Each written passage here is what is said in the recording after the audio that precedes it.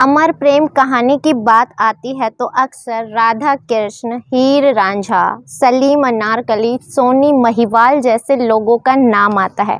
लेकिन इन्हीं दोनों में जस्सी और मिट्ठू का भी नाम अगर लिखा जाए तो कोई बड़ी बात नहीं है, क्योंकि ये कोई काल्पनिक कहानी नहीं है।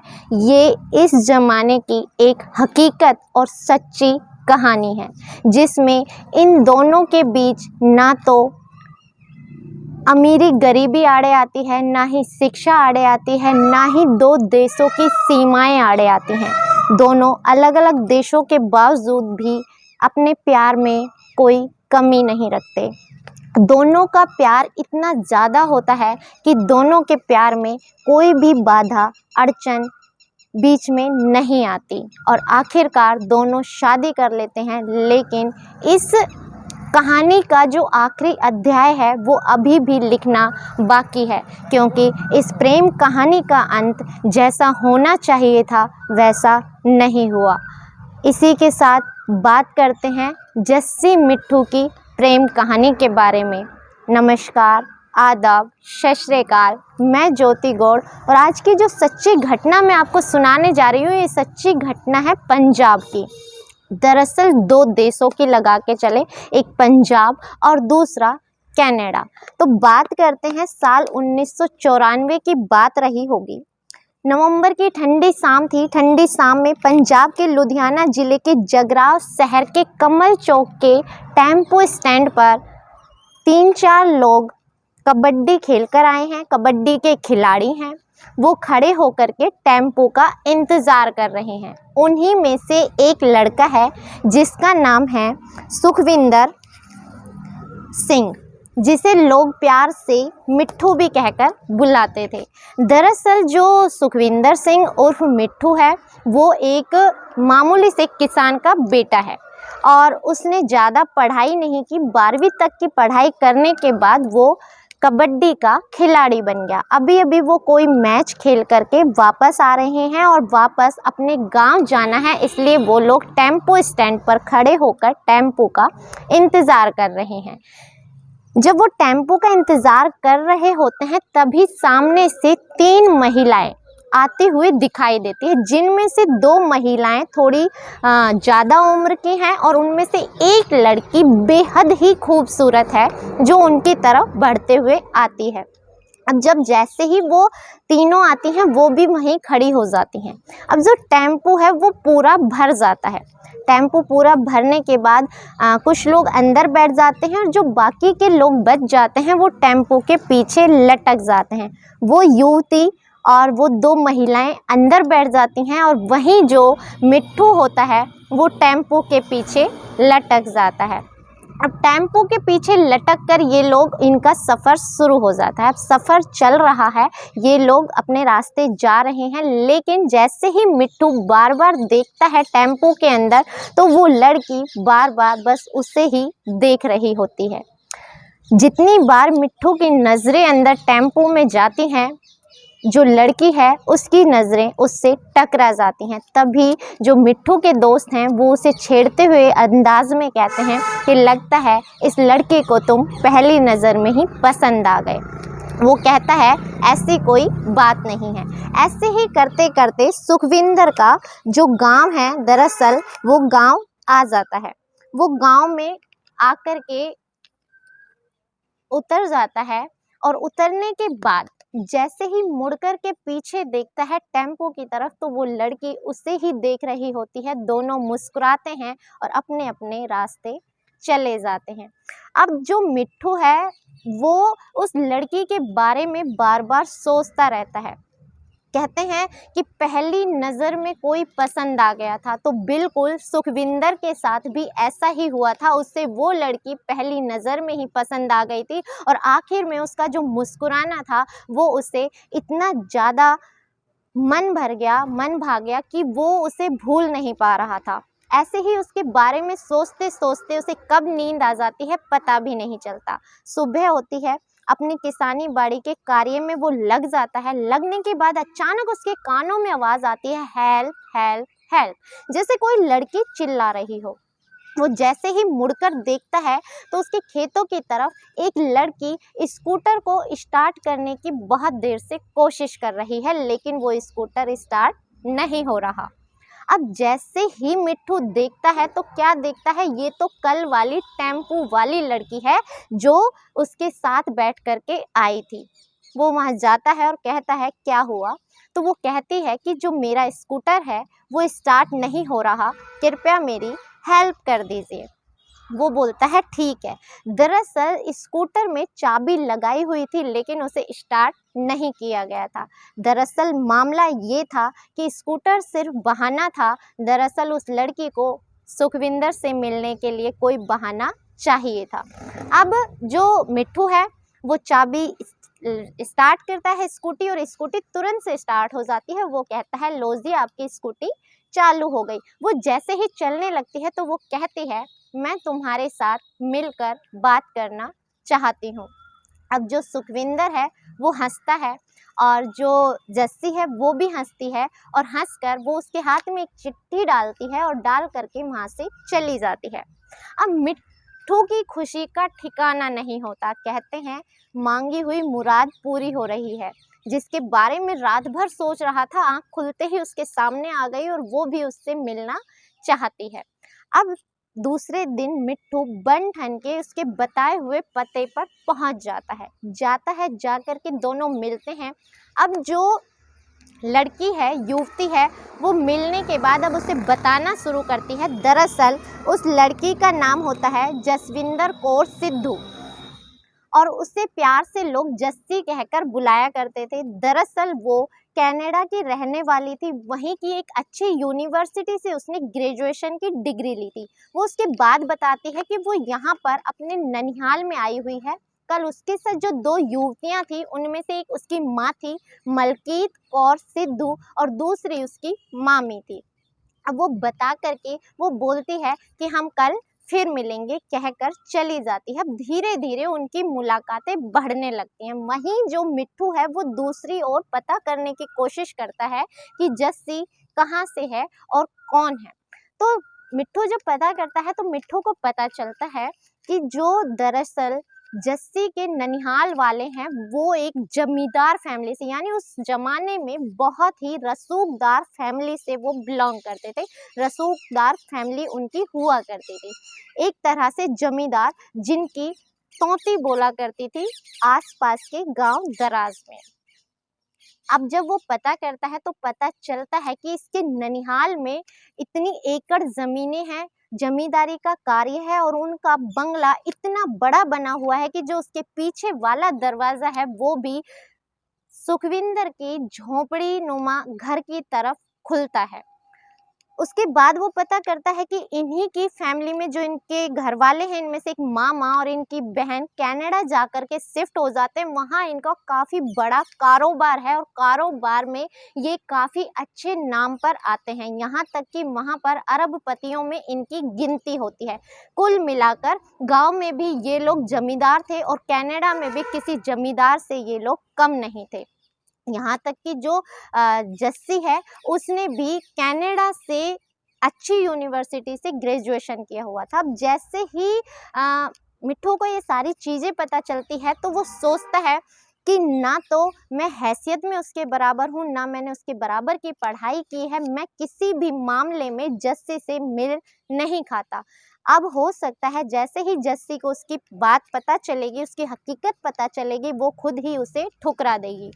लेकिन दरअसल जस्सी को ना उसके पैसे से मतलब था, ना उसके स्टेटस से मतलब था, ना उसकी पढ़ाई लिखाई से। वो तो सिर्फ मिट्ठू को अपना दिल दे बैठी थी। अब धीरे धीरे इनकी मुलाकातों का सिलसिला शुरू होता है। तभी अचानक एक दिन जस्सी बताती है कि उसे वापस कनाडा जाना है। उसके वीज़ा पासपोर्ट जो है उसके वीज़ा का टाइम ख़त्म हो गया है, अब उसे वापस जाना ही पड़ेगा। अब वो दोनों परेशान हो जाते हैं, क्या करें। घर वालों से कहते हैं कि मैं यहाँ रुकना चाहती हूँ लेकिन कोई नहीं मानता। अब जो जस्सी है उसके दिमाग में खुराफात आती है। वो अपना ही पासपोर्ट फाड़ कर फेंक देती है। फेंकने के बाद अब पासपोर्ट नहीं मिलता। घर वाले तय सीमा तय समय पर कनाडा के लिए निकल जाते हैं। वहीं जो जस्सी है वो वहीं ननिहाल में रुक जाती है।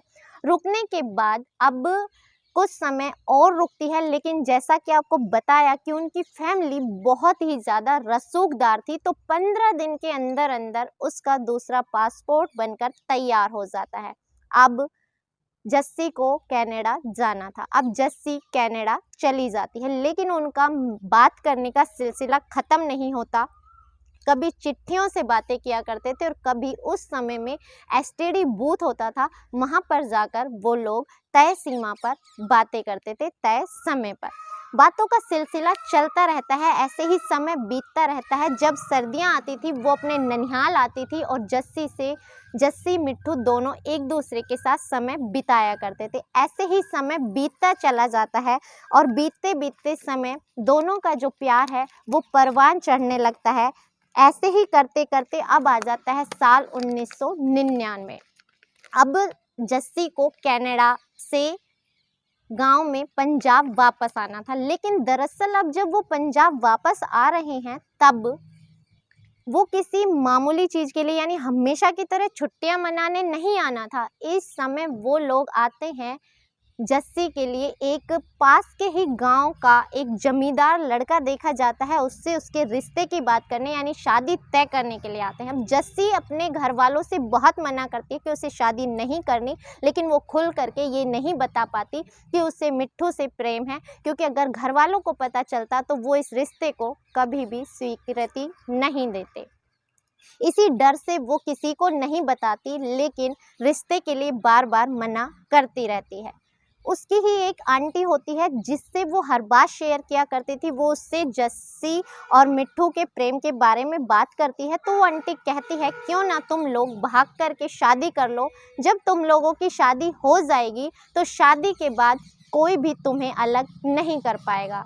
ऐसे ही करके दोनों लोग 15 मार्च 1999 को जा कर के पंजाब के ही एक गुरुद्वारे में शादी कर लेते हैं और अपने अपने घर चले जाते हैं। इस शादी के बारे में वो किसी को नहीं बताते।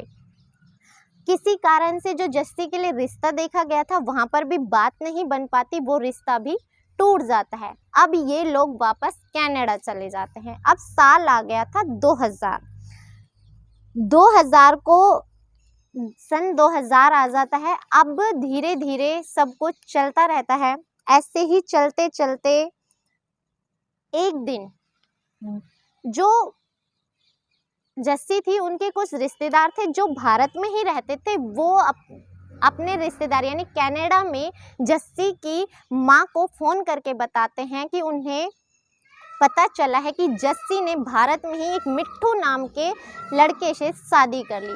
अब जैसे ही ये चीज़ पता चलती है उनकी ज़िंदगी में भूचाल आना शुरू हो जाता है। अब उनके पास पिक्चर्स भेजी जाती है, फ़ोटो तस्वीरें देखते हैं। अब वो लोग इस मामले में अपनी बेटी पर बहुत ज़्यादा सख्ती बरतना शुरू कर देते हैं। इधर जैसे ही ननिहाल वालों को पता चलता है, बता दें कि जो जस्सी का ननिहाल था इसमें वैसे तो सब बहुत अच्छी रसूखदार फैमिली के लोग थे, लेकिन कनाडा में बिजनेस में या किसी भी चीज़ में उनकी माँ मलकीत सिद्धू का और उन्हीं के एक मामा थे सुखविंदर सुरजीत बादशाह करके, उनकी हमेशा चला करती थी। नामी गिरामी लोगों में थे, बिजनेस में या कोई भी कार्य हो उन सब में हमेशा उनकी ही चला करती थी। अब दरअसल जैसे ही पता चलता है इधर ननिहाल वालों से कहकर मिट्ठू का जीना हराम कर दिया जाता है, उसको मारा जाता है, पीटा जाता है, यहाँ तक कि उससे खरीदने की कोशिश की जाती है, लेकिन यहाँ पर भी मिट्ठू नहीं बिकता। वहीं दूसरी ओर जो जस्सी है उसे भी मारा जाता है, पीटा जाता है, अच्छी अच्छी गाड़ियाँ, अच्छी अच्छी चीज़ें देने का ऑफर दिया जाता है, लेकिन जस्सी भी नहीं टूटती। समय बीत रहा है, उसे मार पड़ रही है, उसे बंद कर दिया जाता है, लेकिन वो नहीं मानते। दोनों ही लोग इस शादी को तोड़ने के लिए किसी भी कीमत पर राजी नहीं होते।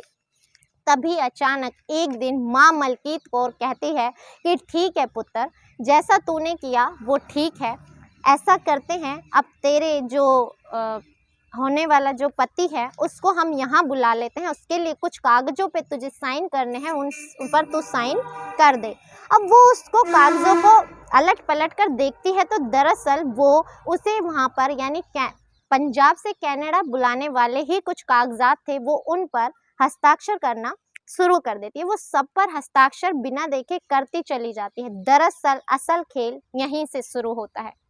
उसी के एक पन्ने में लिखा हुआ था कि जस्सी है, जसविंदर कौर ने अपना बयान दिया था, उसमें लिखा हुआ था कि पंजाब के सुखविंदर सिंह उर्फ मिट्ठू ने जबरन हथियार के बल पर अपहरण करके उससे शादी की और शादी डरा धमका करके की गई। मुझे मारने की धमकी दी गई और मैं जैसे तैसे किसी तरह से बचकर अपने परिवार के साथ कनाडा वापस आ गई।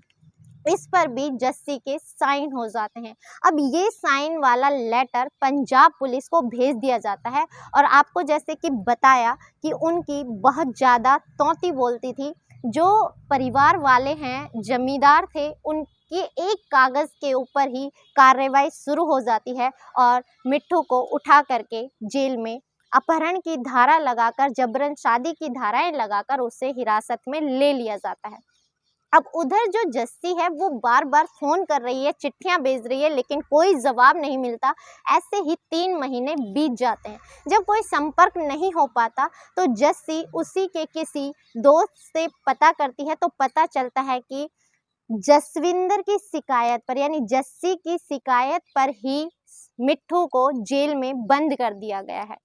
अब वो बहुत परेशान हो जाती है। वो जैसे तैसे करके कनाडा से भारत वापस आती है और भारत वापस आकर के अपनी शिकायत वापस लेती है और बोलती है ऐसा कुछ नहीं है, हमने अपनी मर्जी से शादी की थी। इतना कहने के बाद मिट्ठू को छोड़ दिया जाता है। लेकिन जैसे ही ये चीज़ उसके मामा और माँ को पता चलती है, वो उसे जबरन जस्सी को वहाँ से उठाते हैं और वापस ले जाते हैं। ले जा करके उससे बंद कर दिया जाता है, नज़र बंद कर दिया जाता है। नज़र बंद करने के बाद उसे मारा जाता है, पीटा जाता है, लेकिन वो नहीं टूटती और आखिरकार एक दिन पुलिस से मदद लेती है और यहाँ तक बताया जाता है कि भागने में उसके पिता ने भी उसकी मदद की थी।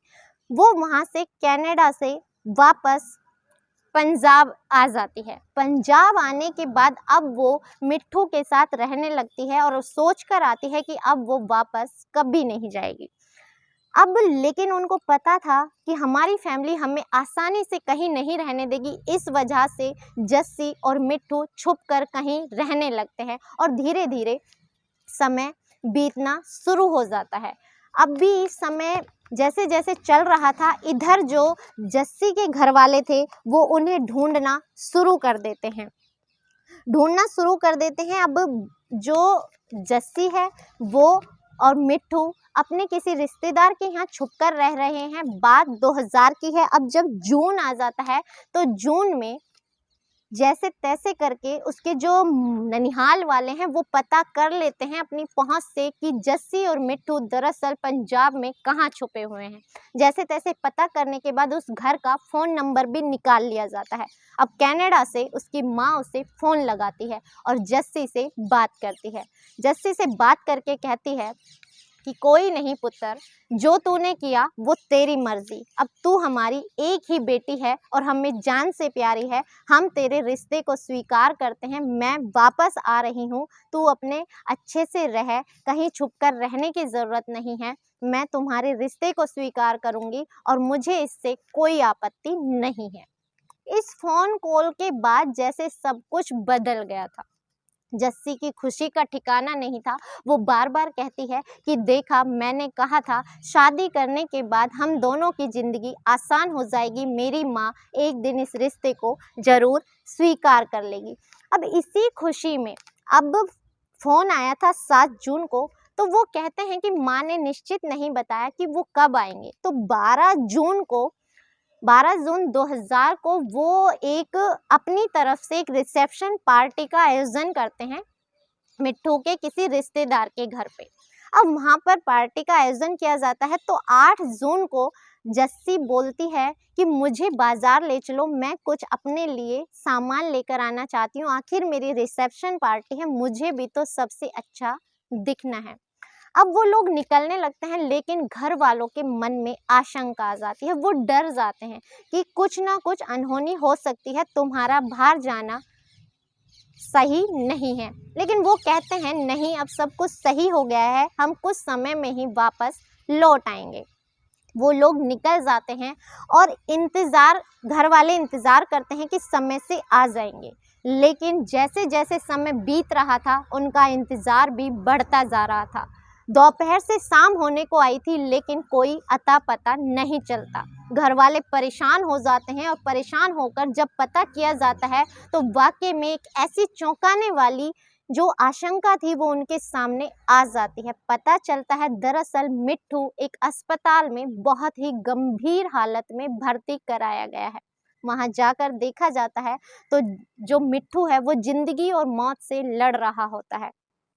काफी इलाज के बाद जब उसे होश आता है, तो जैसे ही वो थोड़ा बहुत होश में आ रहा था, तब भी वो बार बार जस्सी जस्सी ही चिल्ला रहा था। अब जो घर वाले हैं वो दरअसल मिट्ठू तो उन्हें मिल गया, लेकिन जस्सी उन्हें कहीं भी नहीं मिलती, और जो मिट्ठू है वो अभी पूरी तरह से होश में नहीं है। अब क्या किया जाए, तो वो पता करने की कोशिश करते हैं कि आखिर जो जस्सी है वो कहाँ चली गई, जबकि वो भी मिट्ठू के साथ ही थी। कुछ समय बाद नहर से एक लाश मिलती है 8 जून को। वो जो उनका ननिहाल था, घोंसा से 45 किलोमीटर दूर एक नहर होती है, उसमें एक महिला की लाश मिलती है। घर वाले ये पुष्टि करते हैं कि वो लाश जस्सी की ही थी, लेकिन जब उसके मामा और उसकी माँ को वो लाश दिखाई जाती है, वो अपनी बेटी को पहचानने से इनकार कर देते हैं। कुछ समय बाद जब मिट्ठू को होश आता है, तो उससे पूछा जाता है कि आखिर क्या हुआ था, तो वो बताता है कि हम लोग शॉपिंग कर रहे थे, जस्सी ने अपनी पसंद के गहने, झुमके, गजरे सब कुछ लिया, हम लेकर वापस आ रहे थे, तभी एक सुनसान रास्ते से जैसे ही हम गुजरे, एक गाड़ी में बैठे कुछ लोगों ने हमें रोकने की कोशिश की। मैंने देखा तो मुझे आशंका हुई, तो मैंने रुकने की जगह गाड़ी तेज़ दौड़ाई।